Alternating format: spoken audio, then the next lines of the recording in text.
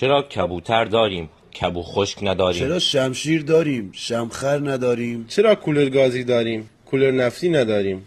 چرا اکسپلور داریم اکسپ کرد نداریم؟ چرا دلمون تنگ میشه دلمون گشاد نمیشه؟ چرا سرباز داریم سربسته نداریم؟ چرا شیراز داریم ببراز نداریم؟ چرا تیم کبدی داریم ولی تیم کلیه‌ای نداریم؟ چرا بانک شهر داریم بانک روستا نداریم؟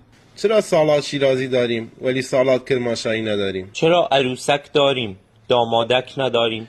چرا چوب لباسی داریم پلاستیک لباسی نداریم؟ چرا نوشابه داریم نوش دوغه نداریم؟ راستی هویج نارنجیه ولی جز سبزیجاته، ولی آبشو میگیری میشه آب میوه، یعنی آبش میوه از خودش سبزیجات نارنجیه. شدیم بگیریم بخوابیم بابا بخواب شب بخیر. باشه شب بخیر شب بخیر